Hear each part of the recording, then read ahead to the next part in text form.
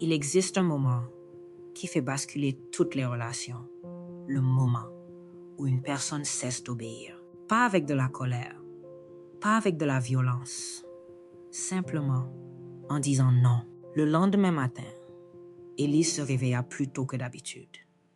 Elle avait mal dormi. Pas parce qu'elle avait peur d'Adrien, mais parce qu'elle avait peur de ce qui allait se passer si, pour une fois, elle pensait à elle. Depuis plusieurs semaines, une exposition de photographie avait lieu en ville. Elle rêvait d'y aller. Elle en parlait depuis des mois. Mais chaque fois, quelque chose passait avant. Le travail, les obligations, les envies d'Adrien. Cette fois, elle prit une décision. Elle irait. Elle envoya un simple message. Elle relut son message 3 fois, comme si chaque mot pouvait déclencher une catastrophe. Puis, elle appuya sur envoyer. Quelques secondes plus tard, le téléphone vibra. Adrien répondit immédiatement. Sérieusement? Puis un autre message. Je pensais que nous passions le week-end ensemble. Puis un troisième. Tu préfères une exposition à moi? Élise sentit cette vieille sensation revenir. La boule dans le ventre, les mains moites, le cœur qui s'emballe. Pendant des années, elle avait cru que cette sensation signifiait « tu fais quelque chose de mal ». Aujourd'hui, elle comprenait enfin. Cette sensation signifiait seulement « tu es en train de faire quelque chose de nouveau ». Elle ne répondit pas immédiatement. Pour la première fois, elle laissa le silence exister. Le téléphone vibra encore. Je vois où sont tes priorités. Puis, amuse-toi bien. Puis, l'après-midi, Élise entra dans le musée. Des centaines de photographies recouvraient les murs, mais elle n'en voyait presque aucune. Son esprit était ailleurs. Elle imaginait déjà la dispute, le regard d'Adrien, ses reproches, ses silences.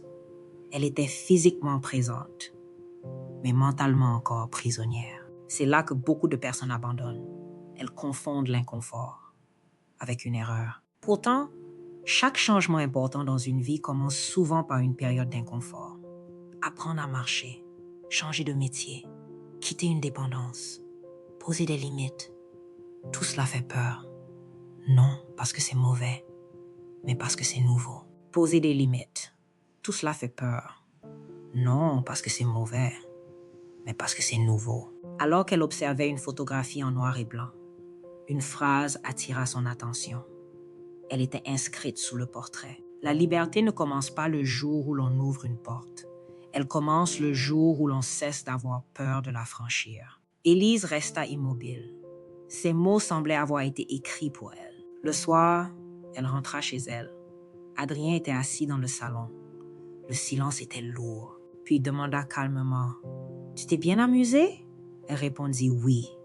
Un simple mot, sans justification, sans excuse. Adrien la regarda longuement, puis dit « Tu changes !» Autrefois, cette phrase l'aurait fait culpabiliser. Cette fois, elle sourit doucement et répondit « Oui ». Il ne s'attendait pas à cette réponse. Le silence s'installa. Pour la première fois, Élise ne cherchait plus à convaincre. Elle acceptait simplement le droit d'exister. Il y a une différence immense entre gagner une dispute et retrouver sa dignité. Ce soir-là, Élise retrouva quelque chose de beaucoup plus précieux, le respect d'elle-même. Les jours suivants, Adrien changea de stratégie. Il devint soudainement très attentionné. Des fleurs, des compliments, des promesses. Il disait « Je vais changer. Tu comptes plus que tout pour moi. » Élise voulait y croire, parce qu'elle se souvenait encore de l'homme dont elle était tombée amoureuse. Mais une question persistait désormais. Aimait-elle l'homme qu'il était aujourd'hui?